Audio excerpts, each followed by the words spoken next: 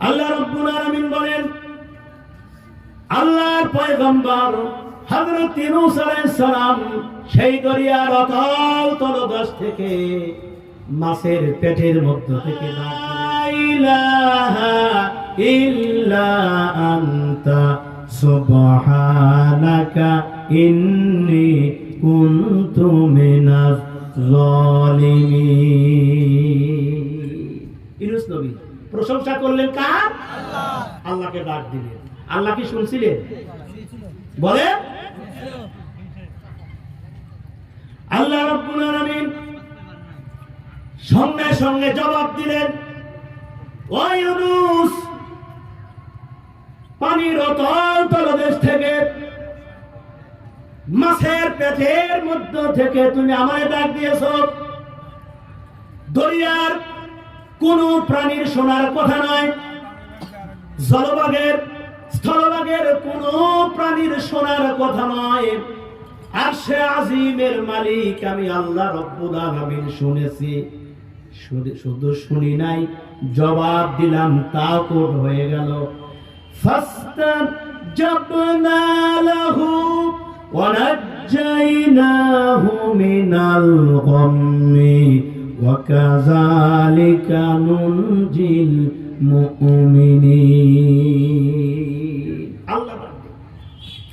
আল্লাহ রাব্বুল আলামিন বলেন, ইউনূস শোনো, কঠিন বিপদে পড়ে, মুসিবতের মধ্যে পড়ে তুমি আমাকে ডাক দিয়েছো, আমি আল্লাহ রাব্বুল আলামিন তোমাকে উদ্ধার করে দিলাম, বাঁচায়া দিলাম। তবে শোনো, শুধু তোমাকেই বাঁচায়া দিলাম না, এইভাবে করে নুনজিল মুমিনিন, কিয়ামত পর্যন্ত যত মুমিন বান্দারা বিপদে পড়ে আমাকে ডাক দিবে, আমি রব্বুল আলামিন আমার মুমিনদেরকে ভাবে উদ্ধার করে দেব। ইউনূস নবী মাছের পেট থেকে বের হয়ে আসে, আল্লাহ বের করে দিলেন। ইতিহাস আপনারা জানেন। এখন ইউনূস নবী মাছের পেট থেকে বের হয়ে কয় কি জানেন? মাছের পেট থেকে বের হয়ে কয় আল্লাহ, কেনই বা মাছের পেটের মধ্যে ঢুকাইয়াছিলাম, আবার কেনই প্রশ্ন হতে পারে না, কেন ঢুকালে, কেন বের করে? আল্লাহ রাব্বুল আলামিন বলেন, ইউনূস শোনো, এই জন্য মাছের পেটের ভিতরে তোমাকে থাকার ব্যবস্থা করে দিয়েছিলাম। এই সমাজের অবস্থা খুব খারাপ, এই দেশের অবস্থা খুব খারাপ। তুমি যদি বাহিরে থাকো, ওরা তোমাকে মেরে ফেলে দিত, ওরা তোমাকে মিথ্যা হামলা দিত, মামলা দিত, জেলখানায় আটকায়া দিত।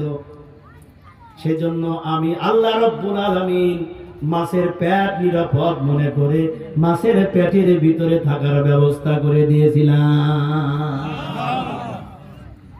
তো ভালো, এখন বের করে আনলে কেন?